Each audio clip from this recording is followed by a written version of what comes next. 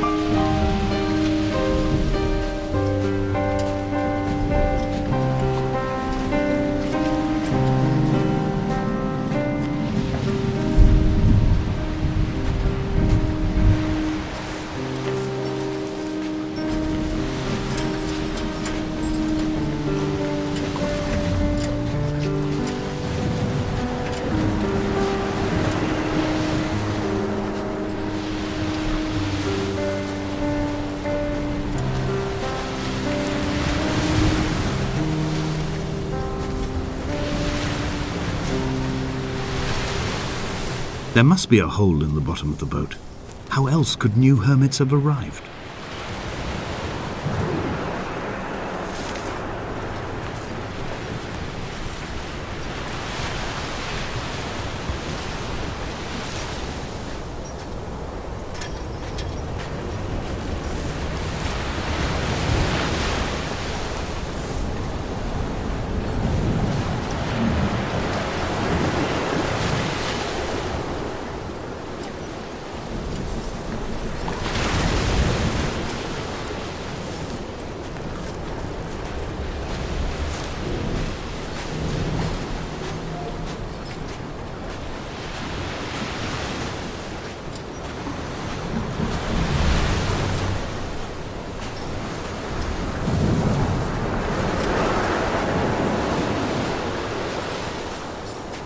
I had kidney stones and you visited me in the hospital.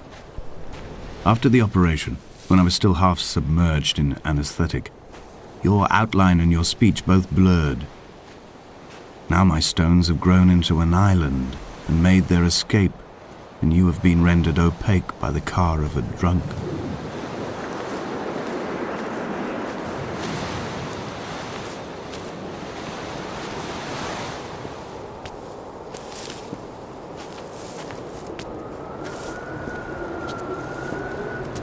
Is this what Paul saw through his windscreen? Not Lot's wife looking over her shoulder, but a scar in the hillside, falling away to black forever.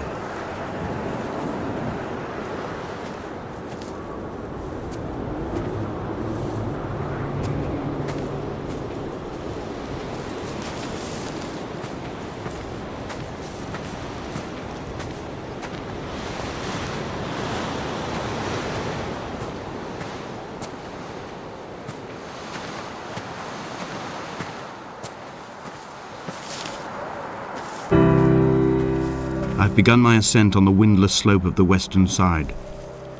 The setting sun was an inflamed eye squeezing shut against the light shone in by the doctors. My neck is aching through constantly craning my head up to track the light of the aerial. I must look downwards, follow the path under the island to a new beginning.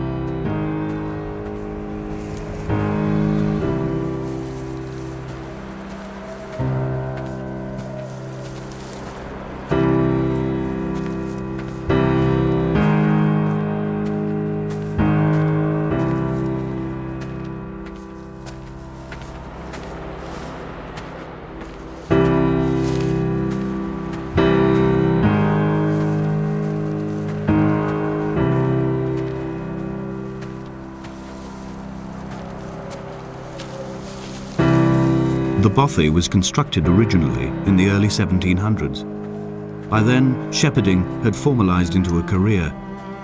The first habitual shepherd was a man called Jakobsen, from a lineage of migratory Scandinavians. He was not considered a man of breeding by the mainlanders. He came here every summer whilst building the bothy, hoping eventually that becoming a man of property would secure him a wife and a lineage. Donnelly records that it did not work.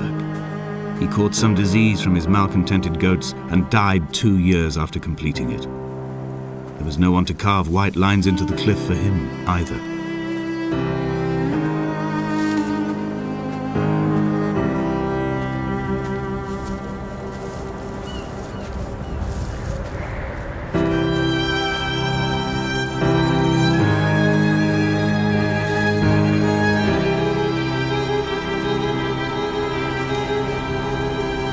When the oil lamps ran out, I didn't pick up a torch, but used the moonlight to read by.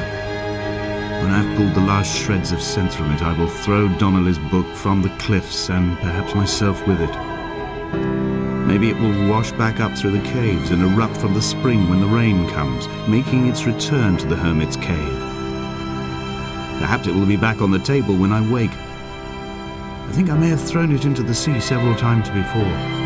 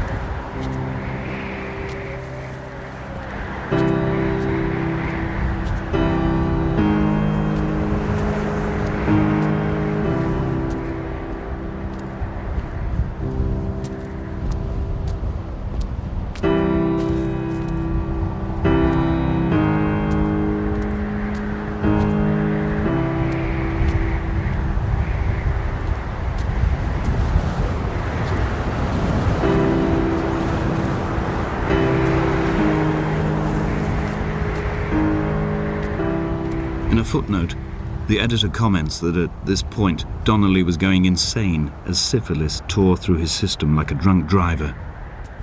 He's not to be trusted.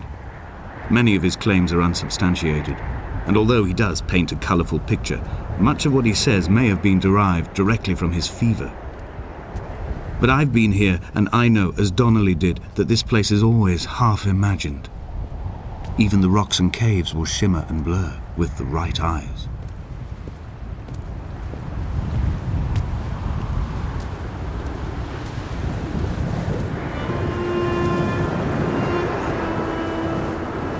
They found Jakobsen in early spring. The thaw had only just come. Even though he'd been dead nearly 7 months, his body had been frozen right down to the nerves and had not even begun to decompose. His fingernails were raw and bitten to the quick. They found the phosphorescent moss that grows in the caves deep under the nails. Whatever he'd been doing under the island when his strength began to fail is lost. He'd struggled halfway up the cliff again, perhaps in a delirium, perhaps trying to reach the bothy's fire before curling into a stone and expiring.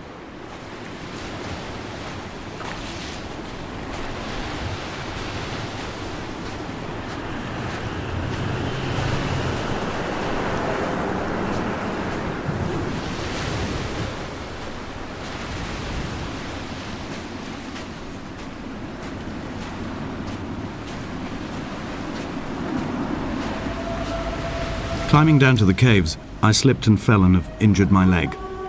I think the femur is broken. It is clearly infected.